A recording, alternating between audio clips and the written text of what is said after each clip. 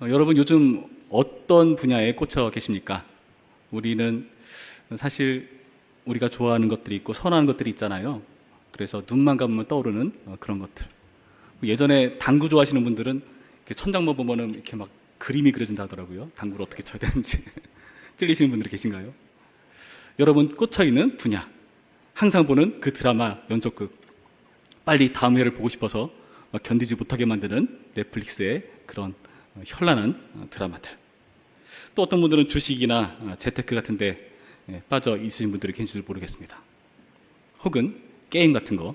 요즘은 게임이 애들만 하는 게 아니라 지하철 타면은 다들 붙잡고 게임 하시더라고요. 그러니까 많은 분들이 몰두하고 꽂혀 있는 그런 분야가 아닌 생각도 가져봅니다. 우리 난 예배 때도 들었지만은 그게 죄는 아닐지라도 지나치면은 문제가 될 수 있듯이 오늘 우리가 읽은 본문에서도 어떤 분야에 어떤 부분에 꽂혀 있는 사람들을 보여주고 있는데요. 그 부분 때문에 예수님을 보지 못하는 그런 비극적인 장면을 우리가 오늘의 본문에서 봅니다. 오늘 본문을 보시면 베데스다라고 하는 그런 못에서 있었던 일을 하나 보여주고 있습니다. 거기 보면은 38해 된 병자가 있었다고 해요. 이 병자가 거기서 물이 동하면, 천사가 나타나 물이 동하게 되면은 들어가면 난다는 전설이기 때문에 그 전설을 의지해서 물이 동하기만을 기다리는 그런 상황들을 보여주고 있습니다. 그 베데스다라는 뜻이 자비의 집이란 뜻이거든요. 그러니까 정말 자비가 필요한 사람들이 잔뜩 몰려있는 장소예요. 그래서 그곳에 보면은 여러 병자들이 있고요. 근데 그 병자들 중에서도 특히 이 병자는 굉장히 안타까운 특별한 사연을 가지고 있습니다. 어떤 사연인가? 7절 말씀 보시면 예수님 앞에서 이 38년 된 병자가 이렇게 말을 하거든요. 병자가 대답하여 하되 주여 물이 움직일 때에 나를 못에 넣어주는 사람이 없어. 내가 가는 동안에 다른 사람이 먼저 내려가나이다. 자기를 물에 넣어줄 수 있는 사람이 없다. 그러니까 한참 기다려도 사실 기약이 없는 거잖아요. 자기보다는 좀 형편이 난 사람들이 거기 들어가겠죠. 그러니까 이 병자는 계속해서 타이밍을 놓치고 하염없이 기다리는 그런 안타까운 상황 가운데 놓여 있는 것입니다. 병자이기도 하고 소외된 자이기도 하고.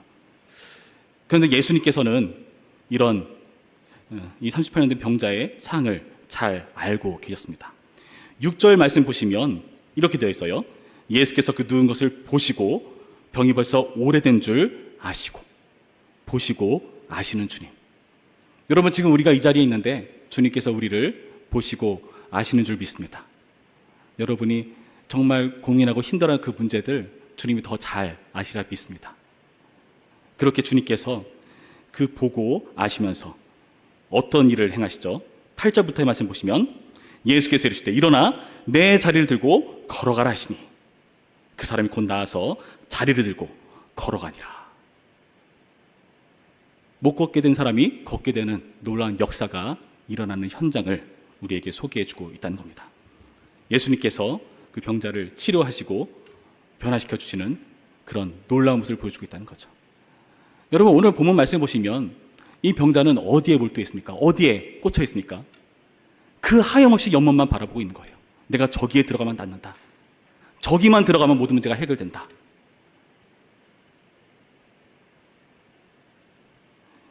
여러분 이 병자의 모습은 어떻습니까? 사실 따지고 보면은 나중에 이 문제를 놓고 이날 하필이면 안식일이었거든요.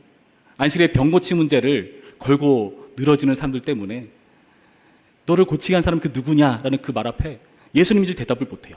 그 말이 즉슨 무슨 말이냐 하면은 자기를 고쳐온 사람이 예수님인 줄 몰랐다는 거죠. 다시 말해서 충분히 자신을 고쳐줄 수 있는 능력이 있으신 예수님인 것을 못 알아봤다는 겁니다. 여러분 우리 그럴 때 있지 않습니까? 어느 한 부분에 어떤 부분에 너무 몰두해있고 꽂혀있다 보면은 예수님이 보이지 않을 때가 있어요. 예수님을 잊어버릴 때가 있습니다. 내가 뭔가를 해야, 내가 어떻게든 해야 이 고난을 극복할 수 있다는 그런 생각과 그런 마음들, 예수님을 보지 못하게 만드는 그런 일이 아닌가 하는 생각을 가져봅니다. 다시 말해서 여기 나타난 이 38년 된 병자는 나의 문제에만 매몰되어 있습니다. 내 문제밖에 안 보여요. 그러니까요, 지금 예수님이 눈앞에 있는데도 지금 그 상황에서 어떤 일을 하고 있습니까? 자신의 한계만 지금 이야기하고 있고 자기가 걸을 수 없는 이유들에 대한 핑계만 대고 있어요. 내 문제에만 사로잡혀 있으면 그럴 수밖에 없습니다. 내 문제에만 사로잡히면요, 우리는 내가 하는 일에 대해서, 내가 하지 못하는 것에 대해서, 내가 있는 여러 사항들에 대해서 핑계거리만 있을 겁니다.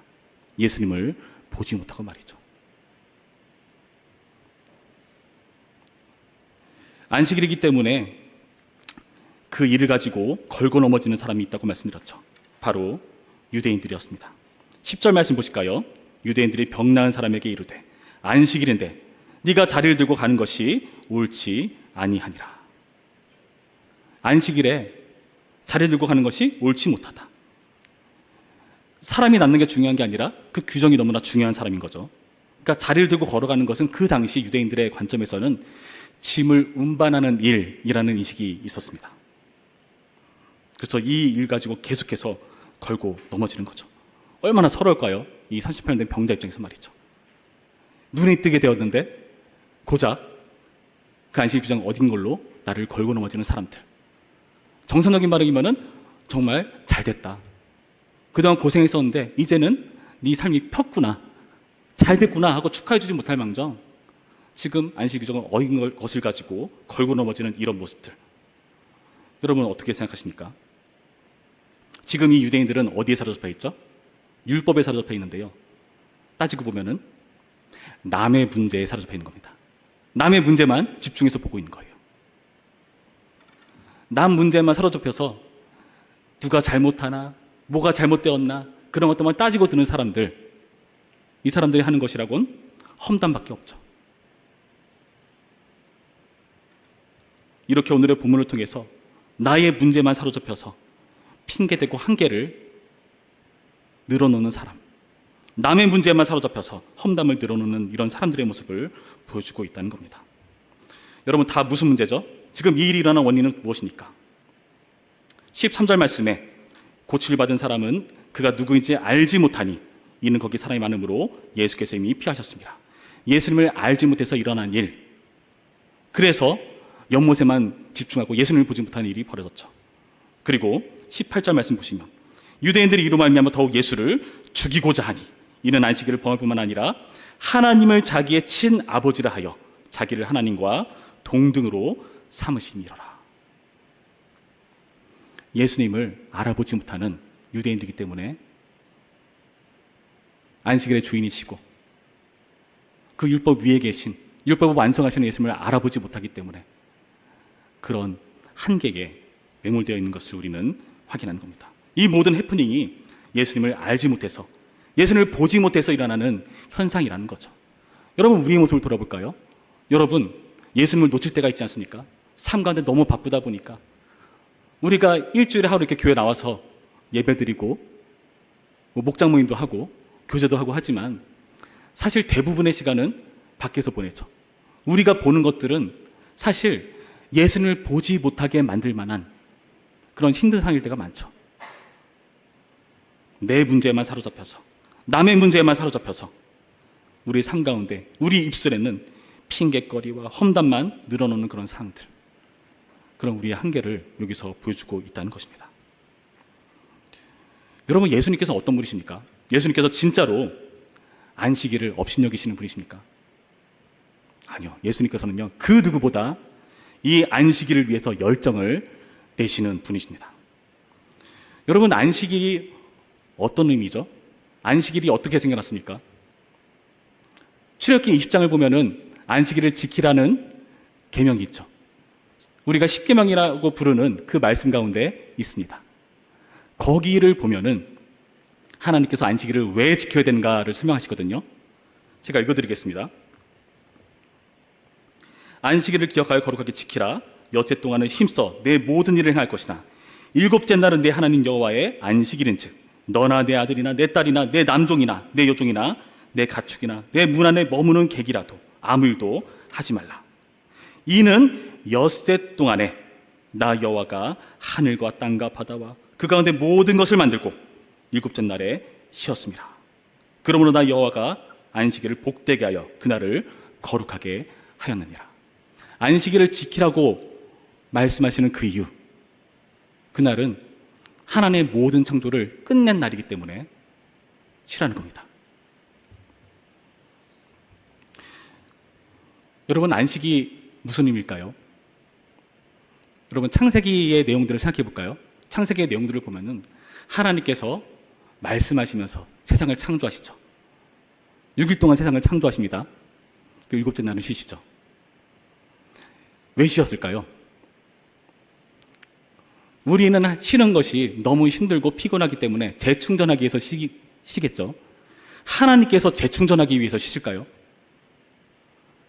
그러진 않으시겠죠. 하나님이신데. 하나님께서 힘들어가지고 그동안 너무 고생했다, 오늘 하루는 좀 쉬자, 그렇게 쉬는 걸까요? 아니요, 그렇지 않아요. 그 안식의 의미는요, 그동안 해왔던 창조가 더할 나위 없이 완벽하다는 의미입니다. 더 손볼 데가 없다는 거예요. 여러분, 사람은 어떻죠? 사람은요, 일을 마무리할 수가 있나요? 사실 여러분, 어떤 일을 할 때 그 일을 딱 끝이라고 확정적으로 언제 선언하십니까? 사실 우리는요, 마감일이라는 게 없으면요, 일을 끝내지 못해요. 계속해서 손대고 싶고, 시간 지나서 또 보면 내가 왜 저렇게 했지 하고 또 고치고 싶고. 그게 우리의 한계 아닙니까? 우리의 행동과 우리의 작업들은 완벽할 수가 없다는 거죠. 그러나 하나님의 창조는요, 더 손볼 필요 없이 완벽하다는 의미입니다. 그래서요, 그 일곱째 날에는요, 다른 날에는 있는 표현인데 그날은 특별히 없는 표현이 있어요. 다른 날에는 저녁이 되고 아침이 되니 라는 표현이 있거든요. 근데 그때는 없어요. 무슨 말일까요? 하나님께서 모든 것을 끝마치셨으니까, 완벽하게 창조하셨으니까 이제 하나님 입장에서는 더 일하실 필요 없이 완벽한 안식을 취하시는 그런 개념을 우리가 머릿속에 그려야 한다는 겁니다. 여러분, 그런 이해 속에서 예수님의 말씀을 볼까요? 내 아버지께서 일하시니 나도 일한다. 유대인들 입장에서, 하나님의 완벽한 창조를 믿는 그 유대인들 입장에서 그 말이 어떻게 느껴졌겠습니까? 영원한 안식을 전제하는 그런 표현인 줄 알았는데, 안식하시는 줄 알았던 하나님이 일하신다고 여러분은 어떻게 생각하십니까?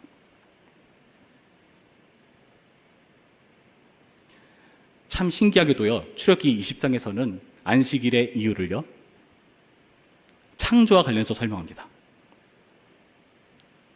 완벽한 창조의 근거에서 안식해야 된다는 설명을 하는데요. 그런데 신명기 5장을 보면요, 이 10계명이 다시 한번 등장합니다.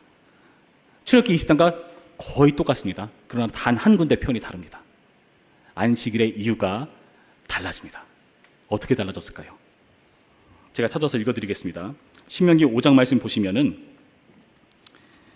내 하나님 여호와가 내게 명령한 대로 안식일을 지켜 거룩하게 하라. 엿새 동안은 힘써 내 모든 일을 행할 것이나 일곱째 날은 내 하나님 여호와의 안식일인 즉 너나 내 아들이나 내 딸이나 내 남종이나 내 여종이나 내 소나 내 닭이나 내 모든 가축이나 내 문 안에 유하는 객이라도 아무 일도 하지 못하게 하고 내 남종이나 내 여종에게 너같이 안식하게 할지니라. 이제부터 달라집니다.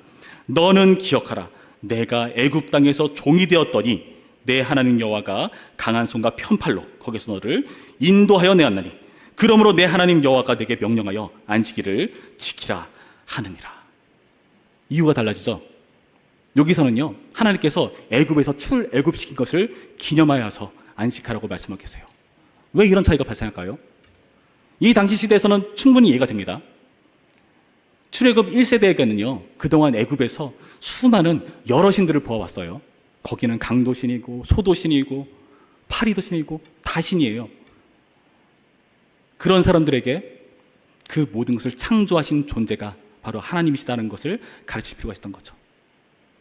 그런데 신명기에서는요, 그 대상이 누구죠? 출애굽 2세대입니다.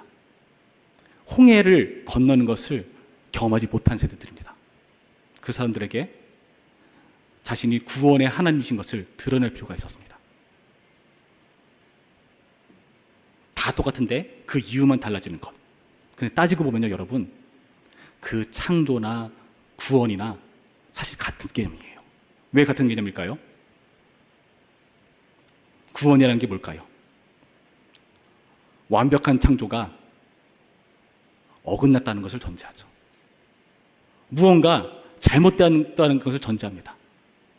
그래서 그 잘못된 것을 수습하시고 회복하시는 그 과정을 전제한다는 거죠. 무엇입니까? 바로 죄 때문에 그 안식일이 손상당한 겁니다. 제가 미술대학교 졸업반 시절에 미대에서는요, 졸업을 할 때 다른 대학에서 졸업 논문을 준비하듯이 우리는 졸업 작품이라는 것을 준비합니다. 그러니까 얼마나 공들여서 작품을 만들겠어요? 근데 그날 어떤 친구가 밖에서 어떤 화가 나는 일이 있었는지, 속상한 일이 있었는지 막 신경질을 팍팍 부리면서 교실을 들어왔어요. 그러면서 자기가 가지고 있던 어떤 물건을 확 집어 던졌습니다. 근데 그게 다른 친구 작품에 부딪히면서 작품이 무너지면서 거기에 물감이 잔뜩 붙는 일이 발생했어요. 졸업작품인데 어떻게 될까요?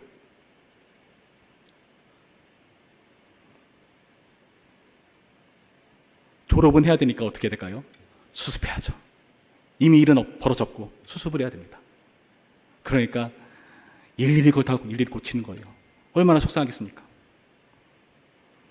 여러분, 우리는요, 하나님의 이 완벽한 창조 세계를 흠집낸 존재들입니다. 죄의 구정물로요, 하나님의 이 완벽한 작품을요, 흠집내었습니다. 주님께서 어떻게 하실까요? 수정 작업을 하셔야죠. 예수 그리스도의 보혈이라는 물감과 성령의 붓으로 수정 작업을 지금 진행하고 계시는 겁니다. 여러분, 그래서요, 이 구원을요, 다르게 표현한다면 재창조라고 말할 수 있을 것입니다. 창조 그리고 재창조, 같은 의미라는 거죠. 여러분, 오늘 본문을 보시면은 38년 된 병자는요, 자기에만 몰두하고 있습니다. 자기의 문제에만 부딪혀 있습니다. 유대인들은요, 안식 규정에만 매여 있어요. 남의 일에만 신경 쓰고 있습니다. 그래서 그들이라는 것은 핑계와 험담, 이런 것에밖에 할 수밖에 없는 실력이라는 거죠. 그러나 예수님은 어떤 분이십니까? 예수님은요, 일을 수습하시는 분이세요. 일하시는 분이십니다. 그들에게 찾아가셔서 회복시키시고 온전한 창조를 위해서 수정 작업을 하시는 그 하나님이시라는 겁니다. 안식은요, 이 구원이 필수적으로 필요한 것입니다. 38년 된 병자는 어떤 사람들입니까? 그 당시 병이 있다는 것은 사람들이 봤을 때 죄가 있다는 표시였거든요. 실제로 오늘 본문에서도 그렇게 보입니다. 이 14절 말씀 보시면 14절에 예수님께서 그 사람을 다시 만나시거든요. 이렇게 말씀하세요. 보라, 내가 나았으니 더 심한 것이 생기지 않게 다시는 죄를 범하지 말라. 그러니까 그 병이 아마도 죄에서 비롯된 것일 것이다 하는 것을 우리가 유추해 볼 수는 있어요. 다시 말해서 예수님께서는요, 죄인들을 찾아다니시는 거예요. 어떻게 하십니까? 죄인들을 찾아가서 그 병을 고치심으로써 이제 그들이 성전을 출입할 수 있는 자격이 되도록 하나님 관계를 회복할 수 있는 그 구원을 이루시는 역사를 써나가고 계시다는 겁니다. 우리 하나님이 이런 분이시라는 사실을 여러분 명심하시기 바랍니다. 그래서 이 죄 문제를 해결하시는 분이시라는 거예요. 로마서 6장 23절 말씀에 이런 말씀이 있습니다. 죄의 삭은 사망이요 하나님의 은사는 그리스도 예수 우리 주 안에 있는 영생이니라. 아멘. 여러분, 예수님께서 쉬지 않으십니다. 지금 8월이죠. 8월 중순을 향해 가고 있는데 이쯤 되면은 우리는 사실 너무 힘들지 않습니까? 연초에 무언가 일을 맡고 지금까지 쭉 지내오시면서 반년이 조금 지나왔죠. 이쯤 되면은 하기 싫어져요. 힘들어요. 쉬고 싶죠. 근데 오늘 본문 말씀을 보시면서 그런 우리에게 우리의 구원을 위해서 하나님의 온전한 창조의 회복을 위해서 쉬지 않으시는 예수님의 모습을 오늘 우리는 주목해 봐야 됩니다. 많은 사람들이 몰두해 있는 것은 내 문제, 남의 문제예요. 그러나 이 예수님께서는요, 하나님께서는요, 하나님 나라는 대의를 위해서 일하시는 분이시라는 겁니다. 여러분, 그래서 우리는요, 자꾸 한계가 드러납니다. 일을 하다가 정말 중요한 일에 있어서 우리가 화합하고 하나 되어야 되는데 그런 일이 있지 않습니까? 여러분, 중요한 일을 앞두고 꼭 무슨 문제가 발생하지 않던가요? 관계가 틀어진다던가 갑자기 일정이 꼬인다던가 누가 아프다던가 그러니까 여러 가지 일들이 발생하지 않습니까? 다툼과 실랑이와 여러 가지 문제들이 우리가 뭔가를 해나가는 것을 방해하는 그런 느낌 지울 수가 없습니다. 사탄의 역사라고 생각하는데 여러분 우리 부천평화교회도 이런 문제가 있을까요? 없을까요? 여러분이 그 자리에서 그런 문제가 있습니까? 없습니까? 그때 여러분 어떻게 하십니까? 우리는요 하나님 나라 대의를 위해서 일하기보다는 그때 내 문제만 사로잡혀가지고 예수님 보지 못하고요 핑계 대기만 급급하고 남 험담하기만 급급하는 그런 우리의 한계를 보여주고 있다는 겁니다.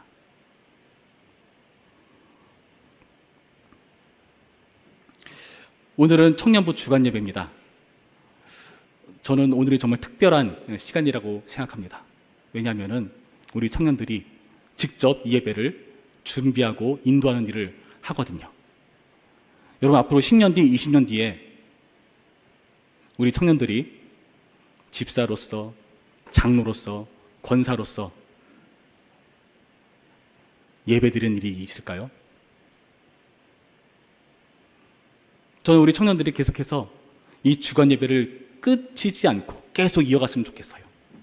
단순히 청년부 주간 예배를 하자 그 얘기가 아니라 이들이 앞으로 우리 부천평안교회를 이끌어 나가는 사람으로서 집사로서 장로로서 권사로서 일하는 사람들이 되는 것을 보고 싶습니다. 20년 뒤에 어떤 모습일까요? 근데 안타깝게도 요즘 청년들은요 이 시대 상황이 그런 것 같습니다. 자기에게만 몰두하거나 남에게만 주목하거나 하는 일이 발생해요. 안타까운 현상입니다. 교회라는 공동체를 보기보다는 그게 나한테 필요한가 되게 실용적으로 생각하는 경우들이 있습니다.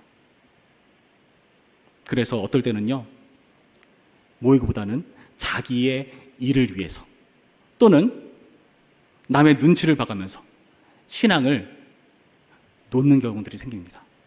신앙을 유지하지 못하는 경우들이 생겨요. 청년문의 문제입니까? 우리는 어떻습니까? 우리도 교회 안에서 얼마나 많은 상처와 힘든 일들이 있습니까? 그럴 때 오늘의 말씀에서 예수님 보여줍니다. 안식일을 위해서 내 아버지께서 이러시니 나도 일한다. 누구 때문에요? 우리 때문에요.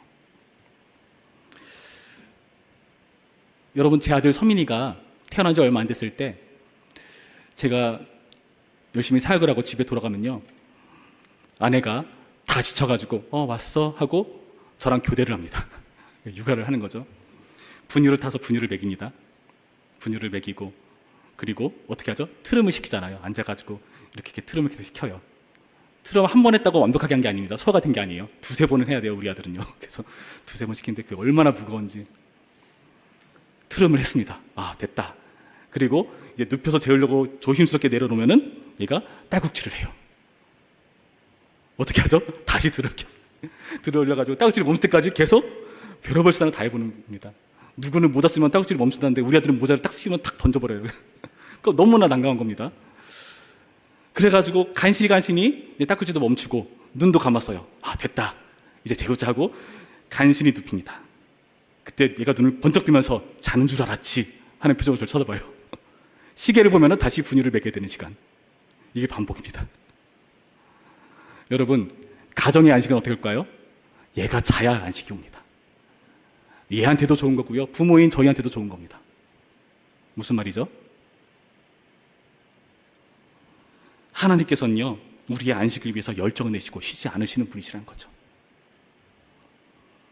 우리도 이 신앙의 열정을 내므로써 나의 문제만 매여 있어서 남의 문제만 매여 있어서 이 핑계 저 핑계 그리고 험담하는 것 이런 거 그만두고 대의를 위해서 일해야죠. 하나님 나라의 일을 위해서 빨리빨리 일을 추진해 나가는데 그 상황에서 잠깐 나 지금 억울해 이거 해결해야 돼 얼마나 하나님 나라의 발목을 붙잡는 일입니까? 그러지 말자는 거죠. 오늘의 말씀을 통해서 우리는 이러한 하나님의 열정을 다시 한번 상기시킬 필요가 있습니다. 8월이 되었죠. 이제 9월, 10월, 11월, 12월 얼마 안 남았습니다. 그 기간 동안 우리는요 예수님의 열정을 다시금 우리 마음에 새겨서 우리에게 주어진 일들을 잘 해나가기를 축원합니다. 청년부 주간 예배 오늘을 기점으로 저는 우리 청년들이 다음 주 저녁 예배도 좀 보였으면 좋겠습니다. 그 다음 주에도 있었으면 좋겠어요. 이들이 청년부를 마치고 결혼해서 집사가 되고 장로가 되고 권사가 돼도 이 자리에 있었으면 좋겠습니다. 아싸, 청년들만 있고 나는 이제 가도 된다. 아니요. 여러분들도 계속 있으셔야죠. 그럼 여기 있는 인원수가 더 늘어나겠네요. 예수님께서 이 자리를 채우기 위해서, 우리의 회복을 위해서 일하셨듯이 우리도 힘들고 어렵지만은 물론 중간중간에 회복을 위한 휴식이 필요하죠. 그런 쉼을 누리면서 우리가 예수님의 열정으로 하나 되어서 이 부천평교를 주관하는 우리가 되기를 원합니다. 청년들은요, 다음 세대라기보다는 지금 세대이지 않을까요? 여러분, 청년들 지금 세대니까 지금 열심히 분발해 주시고요. 앞으로 여기 맨날 교육자들 찬양도 하는데 여러분도 좀 인도도 좀 해보시고, 그리고 섬겨보시고 그런 일들이 나타났으면 좋겠습니다. 여러분들도 격려해 주시고요. 여러분들께서도 여러분의 자리에서 예수님의 열정을 포기하지 않는 우리가 되기를, 그런 부천평교회기를 주님의 이름으로 축원합니다. 기도하겠습니다. 참 좋으신 하나님 감사드립니다. 오늘의 말씀을 통해서 하나님의 열정을 확인해 보았습니다. 우리의 열정은 내 문제에 사로잡혀 있고 남의 문제에 사로잡혀 있는 한계를 보일 때가 많습니다.